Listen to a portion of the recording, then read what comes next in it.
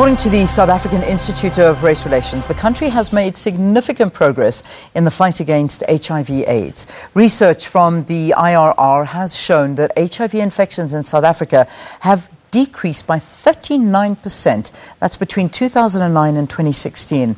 The IRR says although South Africa is making significant progress in the fight against the pandemic, more intensified campaigns to sustain the success is needed. Joining us to talk a bit more, we've got Tawanda Makombo, who is a research analyst at the Institute of Race Relations. Good to have you. Welcome to Morning Live. Okay, thank you so much. So, I mean, it's a significant drop. 39%, exactly. 2009 in decreasing.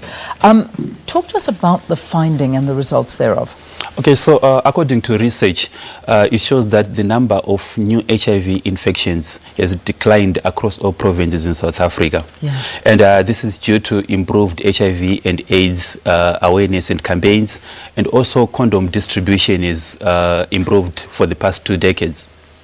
I mean, would you say that this is attributed to the awareness drives, education, different things that have been in place? I mean, is that one of the big reasons why we're seeing this decrease? Exactly. That's one of the main reasons. Like on TV, we can see that there are always adverts. Even when you're walking on the streets, there are billboards telling people about HIV and AIDS and everything. And also, when it comes to condom distribution, you can see that in 2000, in year 2000, and a male aged 15, a condom distribution for a male person aged 15 years and above was at 4.4, but right now the number has increased to 44.4. Okay. Yeah. I mean, we talk about the distribution of condoms as being quite a big contributor to the decrease in the infection rate, especially at universities. I mean, that I imagine is has been quite successful. Exactly. Even at universities, students, they are now aware that there's a need to use condoms.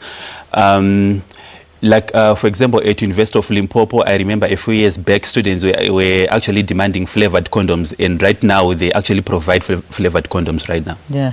I mean, we remember so well where we saw the different flavored condoms that were being held up in Parliament, and I think that was when our president now was the deputy president, and that was a clip that went viral. And yet, it has proved to be quite successful. I mean, I've got the numbers in front of me. So we've got the figures. 437,705 is what the figure did stand at. It's now dropped to 266,931. That's between that period of 2009 and 2016. I mean, also, I imagine access to antiretrovirals. Is this also something that is helping, or is it just stopping the infection from being spread? Well, that I think is just stopping the infection from being spread. But also looking at the numbers, you can see that Northern Cape, of all the provinces have improved, but Northern Cape is the most improvement. The number of new infections has declined by over 50%. Then when it comes to Gauteng, it has improved though since 2009, but the improvement is less compared to all other provinces. It's just over less than 30% decline in the number of new infections. Let's break down further into the provinces, because I see that KwaZulu-Natal, this did have the highest rate of new HIV infections in 2009. The drastic reduction of 50% to 2016. I mean, this must be one of the best performing provinces when it comes to the drop in HIV infection rate, KwaZulu-Natal. Yeah, exactly. If I can remember well, KwaZulu-Natal, since 2009, it looked like it had the highest number of HIV infections, but right now the number has declined by about 48.8%. So that's actually good progress. Very good progress. Yeah. However, here in Gauteng, not as great progress, because out of all of the 9 provinces, this is the province that still has the highest infection rate. What do we attribute this to? I mean, obviously there's a lot of people coming to Gauteng in search of jobs. Disappointment comes with that.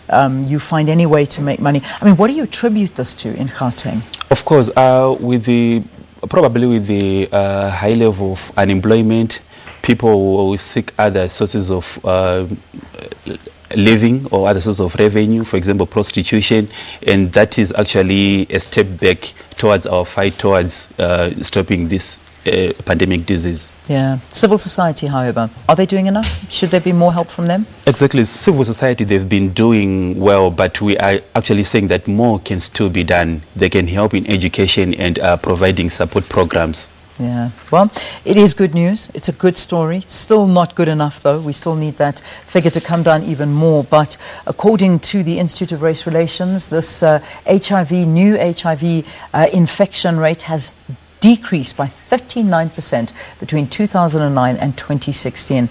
Of the provinces that are still needing more work, that would be Gauteng with the highest infection rate. Tawanda, thank you very much for talking to us here on the program.